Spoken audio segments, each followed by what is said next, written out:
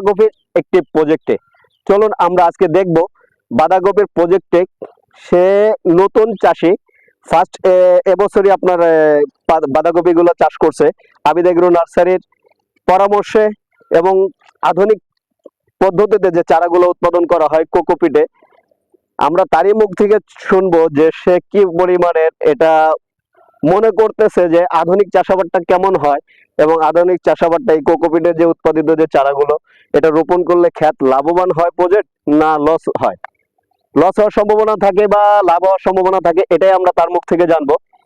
দর্শক পদ্মত ভাইয়ের কাছে যাই, তার মুখ থেকে আমরা শুনি। পদ্মত ভাই কেমন আছেন? ভালো আছেন?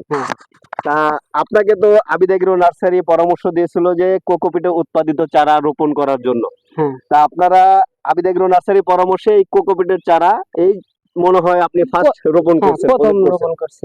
এই কোকোপিটে উৎপাদিত যে চারাগুলো রোপণ করা হয় এটা থেকে আপনার কি মনে হয় আমরা যে আধুনিক পদ্ধতিতে যে চারাগুলো করি মাটির থেকে উঠাই নিয়ে আসি শিকড় ছিঁড়ে যায়, আর কোকোপিটে উৎপাদিত যে চারাগুলো আমরা নিয়ে আসি যেটা কিন্তু শিকড় সুন্দর করে ওটা জন্মের থেকে লেপ থাকে, এটা খুবই ভালো। হ্যাঁ, এটা কি আপনার কেমন মনে হচ্ছে বা আপনার অনুভূতিটা কি যে এই ধরনের চারা রোপণ করা? এমনি ধরেন মাটির চারা থেকে এটা খুবই উন্নত।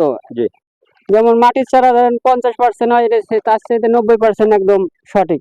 জি, আলহামদুলিল্লাহ। কিন্তু এর উৎপাদনও বেশি, এটার ফলনও মানে বেশি হবে আশা করতেছেন? আবার অবশ্যই বেশি আপনার হবে। ওই মাটির থেকে এটার ফলনটা আগে আসে? হ্যাঁ, অনেক আগে। মাটির চারা ধরেন ওই বাঁচতে বাঁচতে লাগে 15-20 দিন, আচ্ছা, আর এটা 3-4 দিনে চারা চলে আসে। হ্যাঁ, হ্যাঁ, আপনার এই প্রজেক্টে দেখতেছি আপনার যে যে চারাগুলো রোপণ করছেন আমার মনে হয় দুই একটা চারা হয়তো মিসক্যারেজ হয়েছে, তাছাড়া আলহামদুলিল্লাহ সব চারাই হ্যাঁ একদম 100-র মধ্যে 100-ই। যাক, 100-র মধ্যে 100। আমরা এই জন্য বলি যে কোকোপিটের উৎপাদিত চারা এই চারাগুলো মারা যায় না, আমরা 95%ই দেই যে চারাগুলো মারা যায় না।